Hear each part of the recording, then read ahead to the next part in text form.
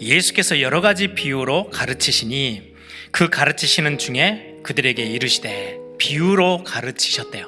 오늘은 여러 가지 비유 중에 씨 뿌리는 비유에 대한 말씀을 같이 함께 나누려고 합니다. 그냥 단순히 씨를 뿌리고 좋은 땅에서 열매를 맺고 이런 내용으로 좁게 보지 마시고, 마가라는 사람이 지금 마가복음을 기록했어요. 전체를 기록함에 있어서 굉장히 중요한 단어가 하나 있어요. 하나님의 나라라는 단어예요. 하나님의 나라가 가까이 왔다. 하나님의 나라를 이 땅 가운데 임하게 하시기 위해서 예수님이 직접 육신의 몸을 입고 이 땅에 오셨대요. 하나님의 시간표에 이제 하나님의 나라를 세우시는 거예요. 이 하나님의 나라를 세우시기 위해서 교회를 세우시고, 교회 안에는 함께 신앙생활하며 하나님의 나라를 확장시켜야 될 하나님의 사람들이 필요해요. 그래서 저와 여러분을 교회 안으로 부르셨어요. 저와 여러분이 교회로 모여서 예배합니다. 여기에서 힘을 얻고 현장으로 나가서 여러분들의 가정, 여러분들의 삶에 보여지는 모든 세상, 그 한복판에 서서 세상 살려내는 하나님 나라 세우는 그 일을 하라고. 그런데 왜 비유로 말씀합니까? 비유에는 두 가지 색깔이 있어요.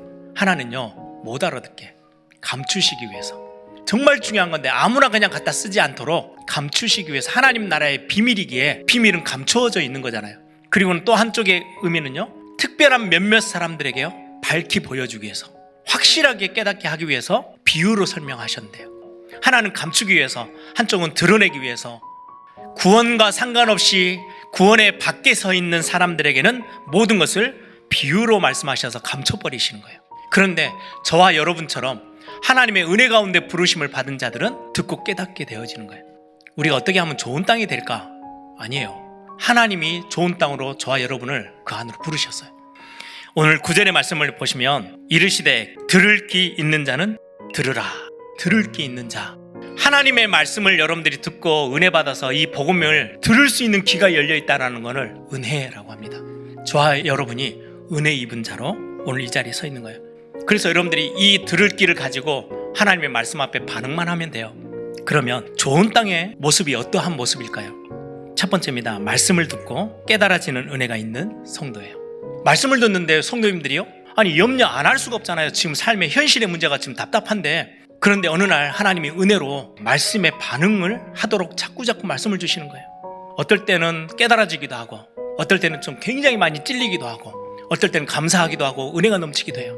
깨닫고 내가 그 말씀에 반응하기 시작했더니요, 30배, 60배, 100배의 열매들이 와요. 조금씩 좋은 땅으로 바뀌어요. 그래서 두 번째 여러분들에게 말씀드리는 거예요. 성령의 도우심을 구하기 시작했어요. 하나님, 내가 오늘 또 말씀 들으러 가는데 하나님 나에게 간절함을 주세요. 은혜를 사모하는 사모함을 나에게 좀 주세요. 하나님의 말씀에 귀를 기울이도록 나에게 청정함의 은혜를 나에게 달라고. 마음의 밭을 바꾸시는 분 하나님이세요. 열매를 맺게 하시는 분 하나님이세요.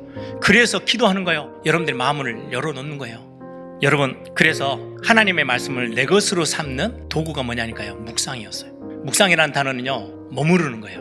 말씀 앞에 멈춰 서보는 거예요. 오늘 들은 말씀 중에 그냥 지나치지 않고, 이건 나에게 뭔가 하나님이 탁 던지는 메시지네?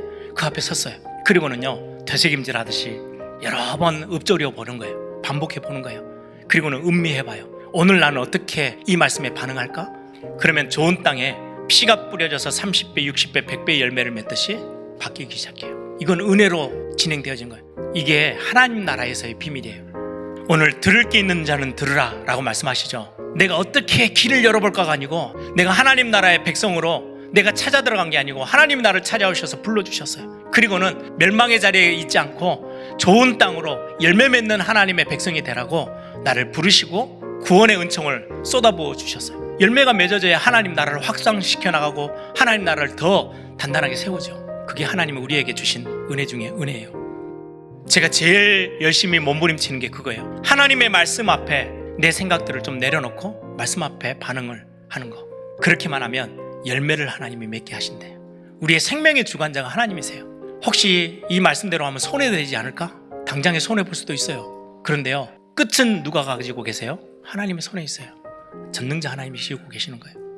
그래서 여러분들이 진짜 하나님 앞에 서서 하나님 나라의 최고의 축복들을 여러분들의 걸음걸음에서 마음껏 찾아 누리는 축복의 시간 되기를 소망합니다.